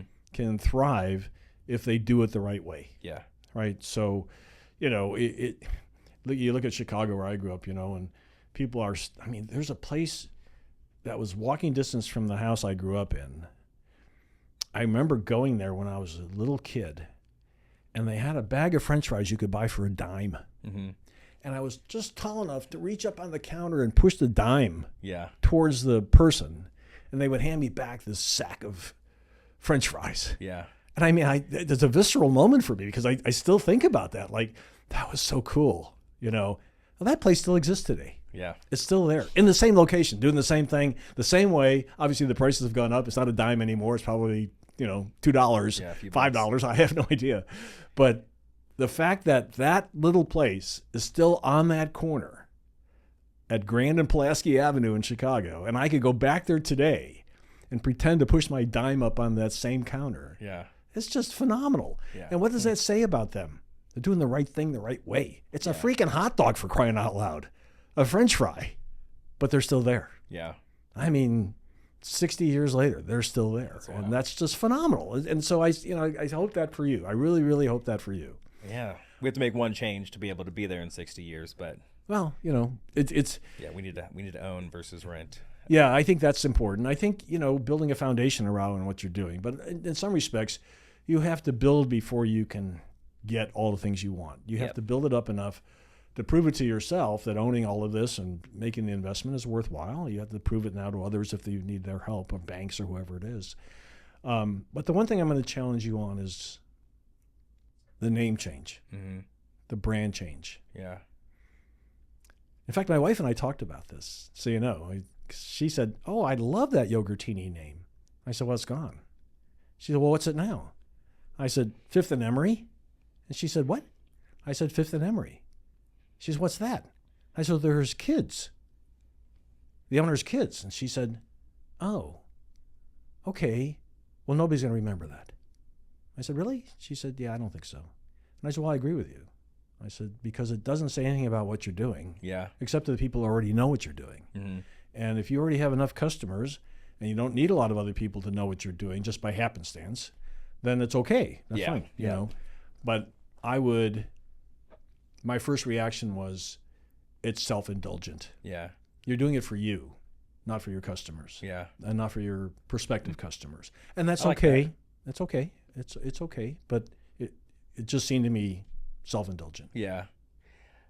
The funny thing is So you can My- tell me I'm full of crap. I it's just my first reaction to it. my benefactor told me the same thing in the name. He's like, Okay. I love that you're switching. So, backstory and how I got into it, who my benefactor is. Lived in St. Joe, ended up going to Missouri Western, played football, got a business degree, the whole thing. I was there from 07 to 2011. In 08, my second year there, they were piloting a entrepreneurial program that was helping graduating seniors to get into business. And so I got 3 years to be able to go through the process to watch this program actually work, and it did. So my last year there actually stayed another semester because it was always in the spring, 2012. I entered that program to go through the process to see if I could win a store. It was a three-way partnership between Missouri Western, my benefactor, Steve Craig, and Rocky Mountain Chocolate Factory. Because Steve Craig, actually, he's about 70 or so as well, went to the same high school I went to, made a bunch of money, moved out to California, went to USC, became a real estate guy, got into owning malls. All of his partners, I think, retired. He ended up taking over the business, and then he was off to the races. Wow. So if you go to California and you're in LA, he owns Cabazon and Citadel and like really super regional large malls. Yeah. And so in most of his malls, there was a Rocky Mountain Chocolate Factory, and he was close to the VP and the founder.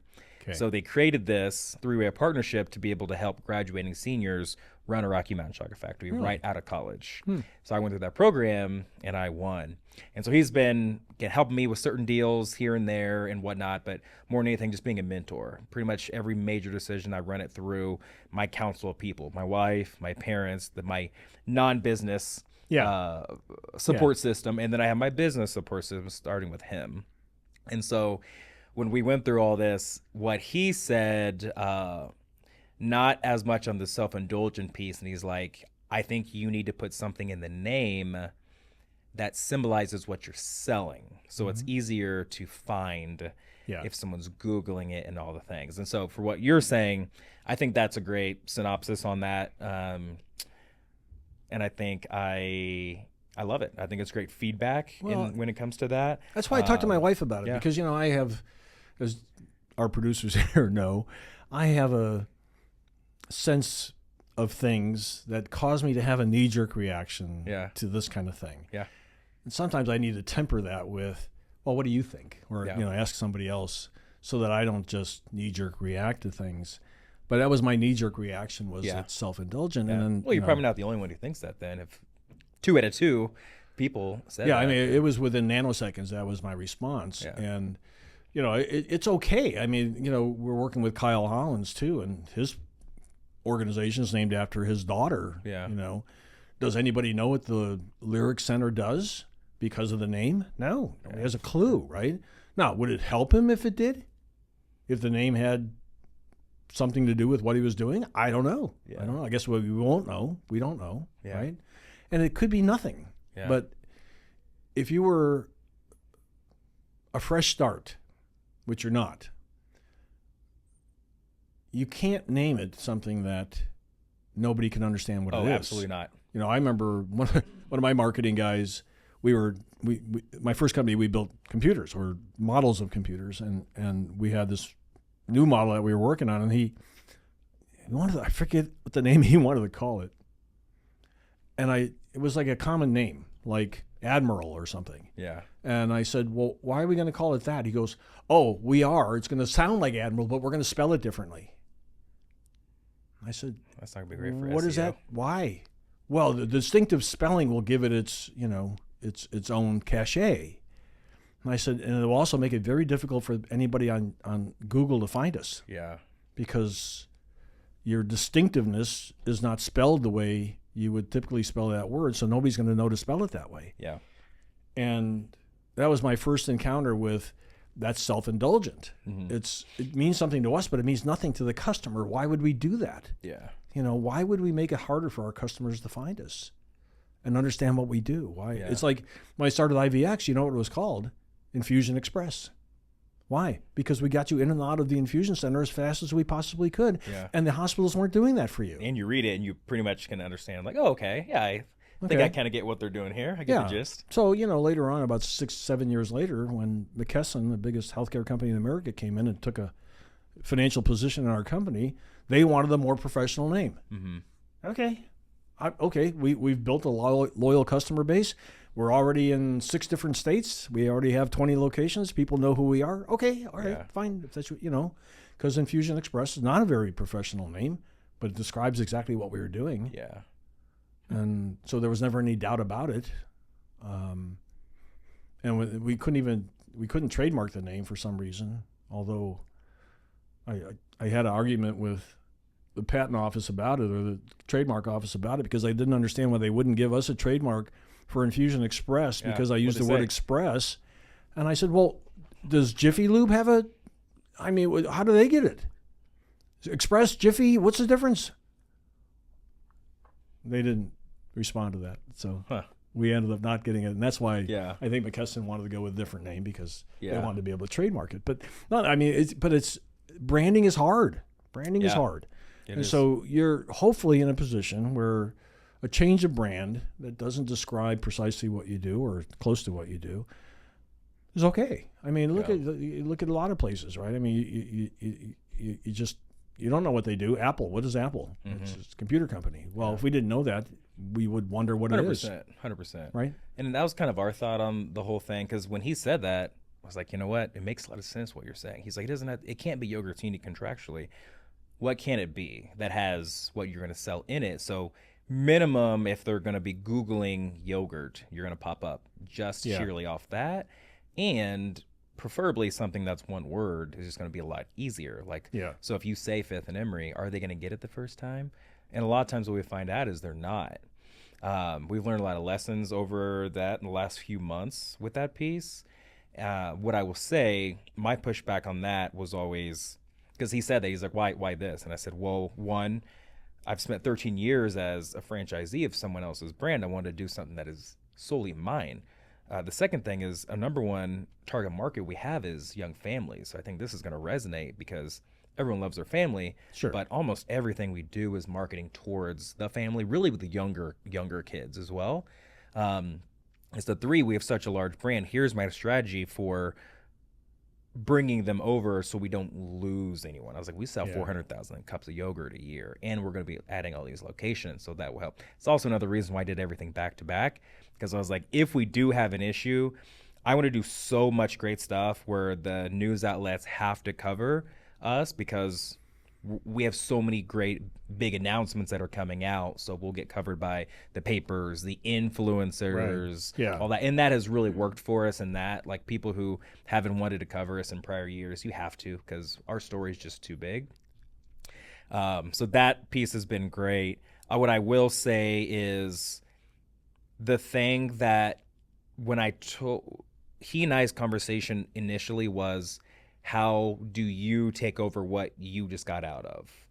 And so our conversation was, how do we create a franchise system so that we can go franchise it? And I said, that's not what I want to do anymore. Yeah.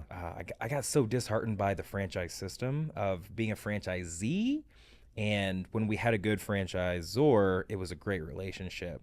But then I got really jaded by when we got a not great one. And there was a lot of friction between franchisor and franchisees, and the predatory nature of it whenever you have a franchisor that's not doing what they're supposed to do. When you have a great one, if you're how I used to be when I was a Rocky Mountain owner, they were amazing. Jersey Mike's, looking in from the outside, they look amazing. So underneath that, it's great. But if you're underneath where Subway is now versus where Subway was, let's say 2 decades ago, it's a very predatory situation. And I was like, I need to wash my hands of this for just a decade and get that out of my system, and then we'll reassess. One thing that I'll say is, now it is family, named after my family. It would be really hard to want to rebrand it. If we do go that direction, let's say when we grow this thing to 10 locations, it's going to be tough because then we have however long of building this great brand. You got to build a brand wherever you go. Now you have to now you have to redo it if you rebrand it. But if we pop over to St. Louis, same thing. We have to now establish that brand here, and then we're going to have to deal with that again versus being called yogurt, blah, blah, blah. And the people understand, they're probably selling some variation of yogurt. It's probably self-serve. So definitely with you on it, and I get it. It's I don't think it's anything fatal or, anything to even worry about. It's just my reaction to it, and I just wanted to share that with you. And then the little conversation I had with my wife about it, because, to whatever extent you learn anything from that, great. If you don't, it's not a problem. I mean, it's your business. You call it what you want to. So I guess if your goal, and I didn't know this before, was to franchise beyond, the stores you have here, then, I think the franchisee would benefit from a name that was more generic. They can get behind. Right. Yeah, because when I took that off the table, I'm like, who are my competitors? And I was like, what is Kansas City known for? Barbecue. So I started going down the list. It's like Arthur Bryant's, Joe's, Jack Stack, and then in my world, it's Betty Ray's, Andy's, and I was like, gosh, all these are like family names. My Silas and Maddie's. I was like, if we do a family name, there'll be a whole nother level of respect that we can get because of that. And honestly, to just share not actual numbers, but all of our locations are having their best year. And 2 of them are climbing back to that. We did have a Google issue where, since we forwarded things over, Google was very confused. Are you Yogurtini? Are you Fifth and Emery? And 2 of our locations weren't showing up at all, even on like the little side thing. But our Overland Park store is up 40%.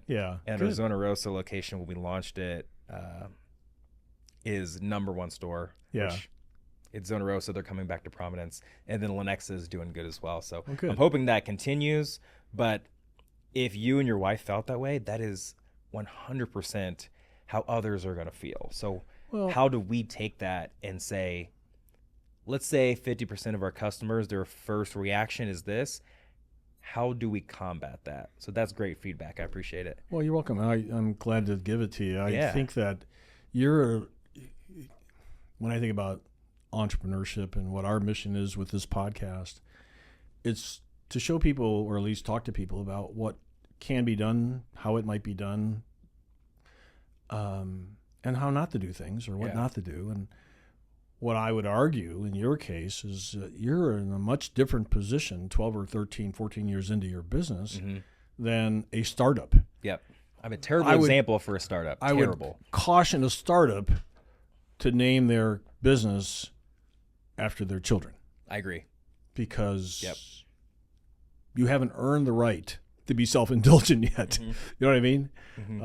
And so, I just think that there's a obligation on the part of any new business, especially if you're consumer focused, that you make it easy for the consumer to figure out what the hell you do. I mean, even at Infusion Express, we would have people walk in the door and go, so what's an infusion? Is it like a tea? Is it like a no, it's a medical infusion. Side business? Yes. Yeah, well, you don't know, right? And so, I mean, it was only a handful of people that did that, but, people who are not from the medical space wouldn't necessarily know that infusions are drugs that go in your vein.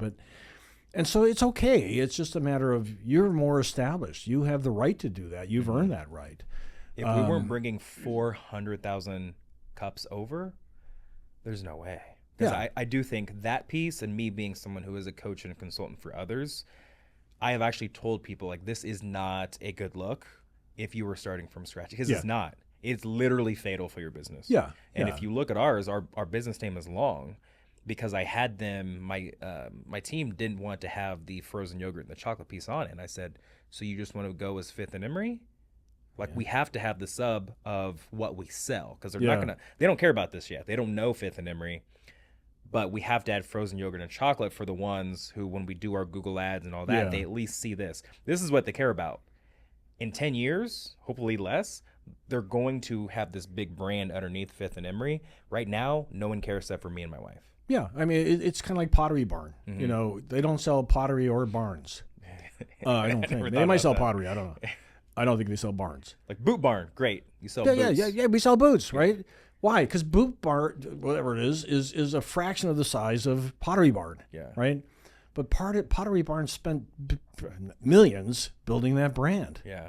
So they earned the right. It's like Apple Computer. It's the most recognized brand in the world, right? That and IKEA. Yeah. What the hell's an IKEA? Nobody knows what that is, right? But they spent billions of dollars building that brand. And you have to have the capital, the skill set to get through that. If you can't get through it, then you created your own. Yeah, they created, they spent 30, Party 40 City, years. Very obvious what you sell. Yeah, but if it's Fifth and Emery Party Warehouse, gosh, that's harder. Right. Or just Fifth and Emery. I mean, nobody would even know that you sell party crap, right? I mean, 100%. Sam's Club is not where you go to be in a club, right? Yeah. But they spent billions building that brand already, right? So it's again, the maturity of your business allows you the latitude to go do that. At the time I learned that about you, I wasn't sure I knew that you had been in business for 15 years and that you had 5 stores. I thought you had 3 stores, and I thought maybe you were in business for 6 or 7 years. I wasn't sure. Yeah. Yep. And so, learning your story and, seeing how you developed this business, now you've earned the right to do that. Yeah. If you've given up the idea of franchising this thing, far and wide. If you've not given up that idea entirely, then you might think about a secondary hook. Yeah. That brings the product out more. Yeah. But other than that, I mean, you should be very proud of what you've done. Oh, thank you. But I think that your story, it's the Miley Cyrus song, "The Climb." You ever heard this song? It's about the climb. Not by the name. I probably do by. It's not about the pot of gold at the end of the rainbow, but it's about getting there. I need you to sing it for me. I don't know this song that well. I just somebody told me about it and I heard it and I was like, yeah, it's pretty cool. It's kind of an inspiring, climb the mountain kind of story. Yeah. Yeah. And it is, I think, for most entrepreneurs. And I know for me, I had to learn this because I've done 3 companies. I didn't know this the first company. I barely knew it the second company, and I really did learn it with IVX, is that you have to enjoy the process. That you can't live from event to event. You can't run from pillar to post because, bad things happen and good things happen. Yeah. And because even people that work with me at IVX would say, well, Don, we just got all these patients from this practice. They literally closed their infusion center so they could send everybody to us. You don't even seem happy about it. I go, well, I'm happy. Yeah, but you don't seem like it. It's like, yeah, I don't get that happy. Yeah. It's like when bad shit happens, and plenty of bad shit's happened, I don't get that sad either. Do you think that's been learned though? Oh, absolutely. That's what I'm saying. It took me to the third company to get to that. Like I get what you're saying with that, and that is a hard thing to teach a young business owner. And in the beginning, how the business was doing had me all over. Yeah. But your personal emotions go with that as well, which affects how you are at home. It'll kill you. And third business for you, for me, I mean, I would say I just started getting this maybe last year 12 of like, I mean, this is biblical of, what is it? Philippians 4:13 is the popular one. But if you go before that, 9 and through 11 talks about, my dad says this a lot, of no matter how high I get or how low I get, I will remain content. Yeah. Right. And like, that is such a great lesson for anyone, especially for business owners, of like, this thing's a roller coaster. So instead of us being the Mamba, you cannot live on the roller coaster. Have it be a kiddie roller coaster where it's like this, but you're staying very close to that midline. Yeah. You can have the happy and the joy and all that, but those extremes are both dangerous. They're for dangerous. A business owner. Yeah, that's what I would tell the staff. It's like, no, I don't really get that excited, and I don't get that sad. Yeah. Because you know why? Tomorrow it'll all be different, and there'll be something else to be excited about and something else to be sad about, and I just can't live on the roller coaster. I can't. Yep. And you have to be the leader for your organization. So when that stuff comes, you have to be to temper expectations. The voice of temperance. It's okay. We'll get through it. Yeah. Or that's 100%. Really cool. Really appreciate it. Tell our guys to get out there and do some more of that. You know. Yep. And so it's such a fun thing to do though, as a human being, to build something like you're building, like I built, and there's nothing like it. I mean, it's have the time of my life. It's almost as cool as having children. Almost as cool as having because you're giving birth to something. I was going to say it's the same. I don't want to say it's. I'm just going to say it's in the same vein as well of like, especially so what you just said. An other infusion place closes down, and you inherit all these people, or you buy the practice, or whatever it ends up being. What you know and they may not know is, yes, the exciting thing is we just gained 50, 150, 250 new clients, patients. With that growth comes headaches. So let's celebrate tonight, but like we got to afford to buy the drugs for them. We have to redo this structure because now these systems can bend, but they can't break. Right. So when this new influx comes in, how do we do that? Yeah. So we don't, everything just tanks. Operationally, can we do this thing? And it's like same thing for children. Like you're literally teaching them the rules and operations of how a stove top works, or don't touch this, or go over here, or like whatever it is. Like don't stick your finger in an electric socket. Yeah. Or like last night we went to the pool. If you jump off the side of the pool, you have to jump out, not up. Yeah. The amount of times my kids just jump up, and I'm like, you're not going to end up in the pool. You have to jump out as well. The worst thing would be halfway in and halfway out. So it's interesting. It's very similar with raising kids. And, it is. And it's very growing much. a business, especially if it's a new clinic or a new location. Because it doesn't always behave like you'd like it to, right? So if your kids all behave the way you'd like them to, then there'd be a lot less stressful, right? Oh yeah. Yep. Business the same way. If the business would just behave the way you mapped it out, my spreadsheet says that we should be at this point by now, or we should have this by now, or doing this, and you're not. Yeah. It's like, geez, and it's never a straight line, right? It's always a zigzag, and it's okay. Again, I had to learn to like the process and live within the process, knowing that there were going to be good and bad. Yeah. And so of all 100%. The good and bad that you've been through, what's been the worst? Gosh. I think it took me a long time to understand the sacrifice of personal life. I would say just recently, I probably with having kids and having my own little community with my family now, mourning not being able to do all the things that I wanted to do. And I won't say pre business owner and post business owner. I'm saying pre really understanding how to grow a business Yeah. and then post understanding. Because like now I know how to do it. I'm working more because one, I'm loving this thing. Two, the fruits of my labor are really mattering and are Yeah. leading to a lot of profitability with every action that we take. And the other thing is there's just more work with 5 stores versus one. Sure.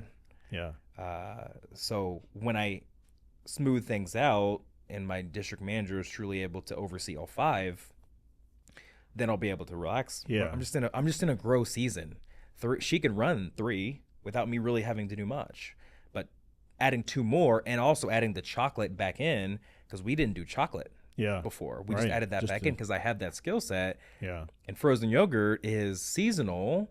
It doesn't do well in the winter. Wintertime. Yeah. Chocolate sells like gangbusters. Anytime. Yeah, anytime, especially Around the holidays. And, the 3 main chocolate holidays in order are Valentine's Day, Christmas, and Halloween. Yeah. That's when yogurt's the slowest. So we added that in, so we're Yeah. no longer a seasonal business. Oh, that's nice. But like no one knows that except for me. So Yeah. I bought myself a job again, and I'm having to be there and teaching everyone that I didn't think that through. Financially, it's working, but it's just an interesting kind of amalgamation. And so it's the death of my personal life and being able just to hang out and do community that for me right now in this season is the toughest thing that I'm starting to get a little more okay with. Yeah. But when we started down this road of growing stores and sales getting up to a certain amount where I'm gonna need it a lot more, I'm like, oh gosh, I really miss my friends. Like, can we get a Vegas weekend? Can we do Yeah. an all-inclusive? Can I just get away and not think about this business? And it's like, No. no, not right now. No. You're not going That's not anywhere. the season you're in. No. And you have a 4 and a 2-year-old. So Yeah. you'll Well- get there, but right now is not that time. No, there's a reality that you have to live with, and that you have a lot to do right now. Yep. It'll pass. You know, there'll be a time. Hopefully, it doesn't come at 70. It comes at 40 or whatever. But Yep. this is when you 40 can. is the goal. When my This is son when you is can 6. do all these things. You know, you're young, you're vital, you've got all of your intellectual capacity, you're physically fit. I mean, this is when you should be doing it. Yep. You know. Yep. Yep. So I agree where with that. are the locations? You got 5 now. Where are they? 5. So in order with when we either built them or acquired them, Plaza. It's on the South Plaza by the Chipotle and the library. Shoal Creek, right outside of Liberty. Okay. Overland Park, we got that one in 2020. People thought I was crazy. I said this is going to be my number 1 location, and it was until Zona opened. Yeah. That one is on 135th between Antioch and Schweitzer, Okay. by Coaches. Zona Rosa, we just opened 3 to 4 weeks ago, where the Planet Sub used to be by in between Barnes and Noble and Yeah, Old Navy, okay, big yeah. patio. Mm-hmm.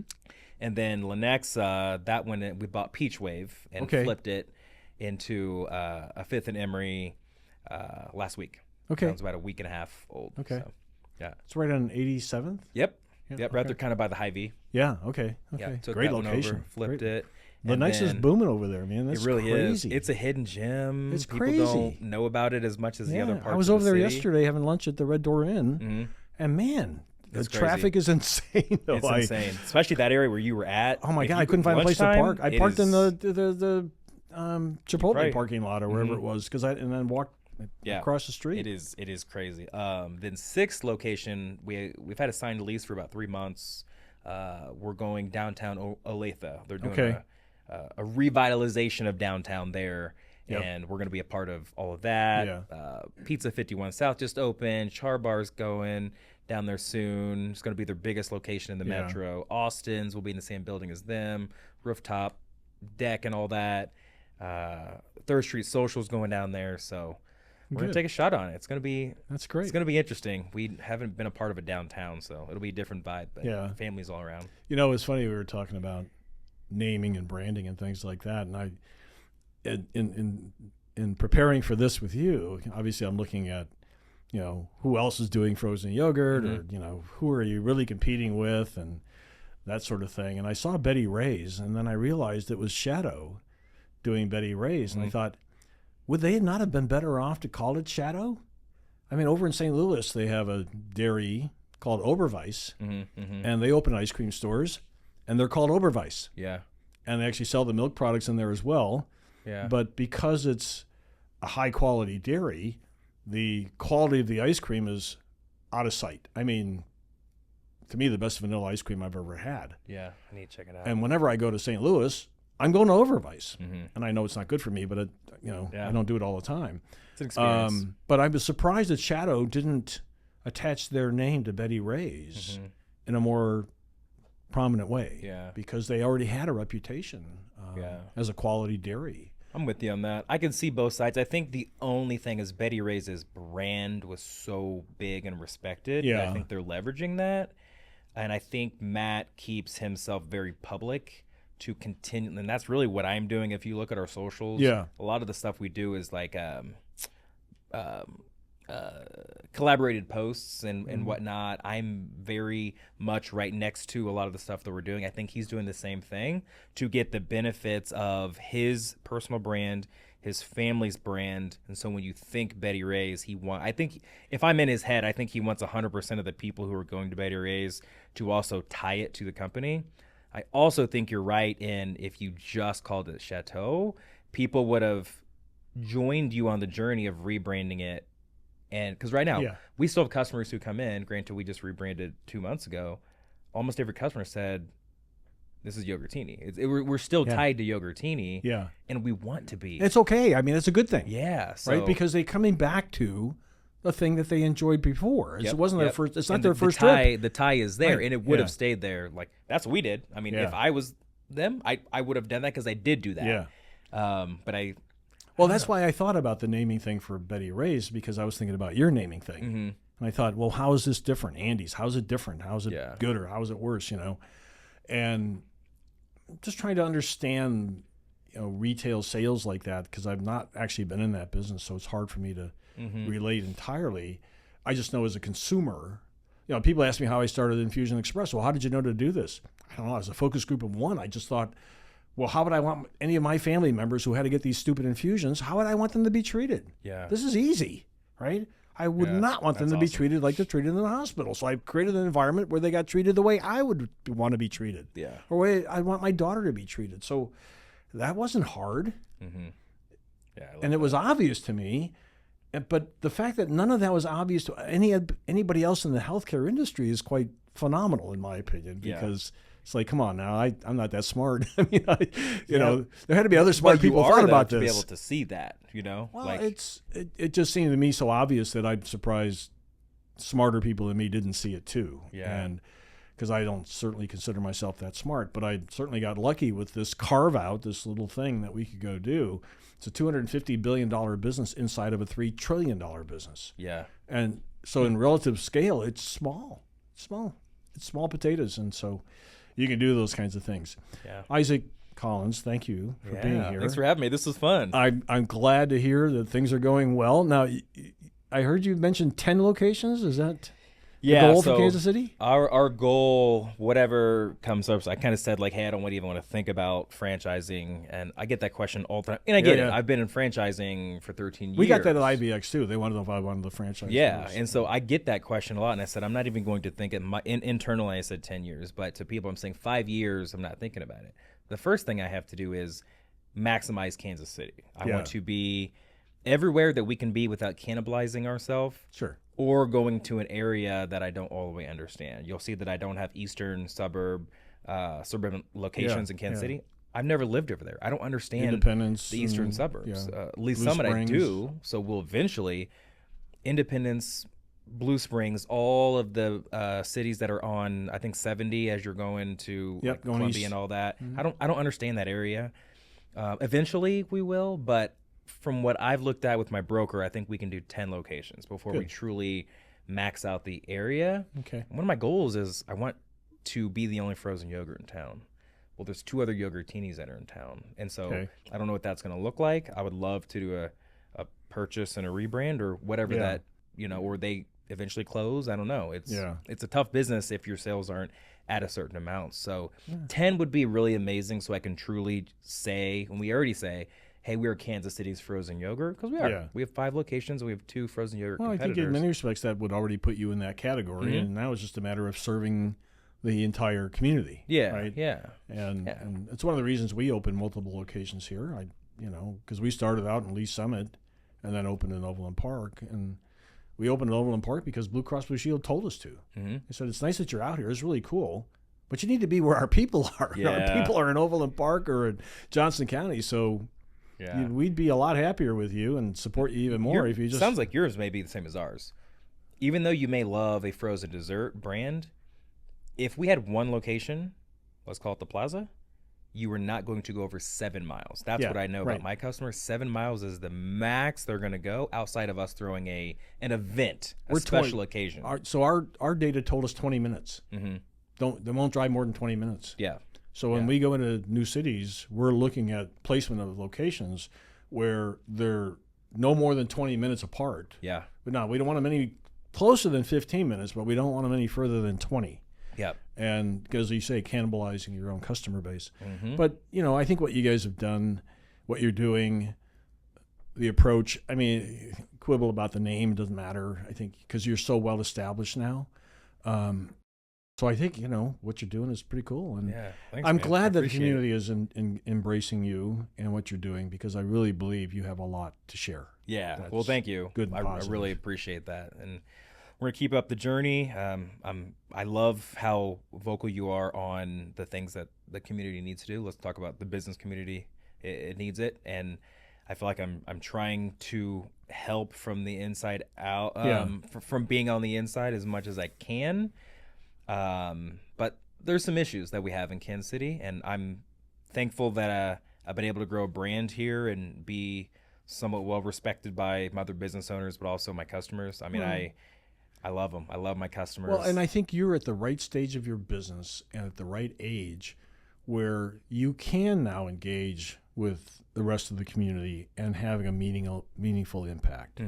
Yeah. I think that you're young enough, but you're old enough that you're credible. Yeah. And that you've been in business long enough and created enough wealth and employment and all the other things that go with that, you have a credible story. Yeah. And other people should listen to it. So I hope this finds them. I really do. And, we'll make sure it does. Yeah, I think it's, interesting what you're doing. And I think, this is one of Kansas City's success stories. Yeah. Oh, thanks, man. I appreciate it. And I say the same thing to you. So, Thank you. I will be hitting you up because I want to hear more about your story so I can continue to learn and kind of leverage what you've went through. So thank you. I'm more than happy to help in any way I can. So, Isaac, thank you. This has been a lot of fun. Yeah. Thank you so much. Thanks for having me.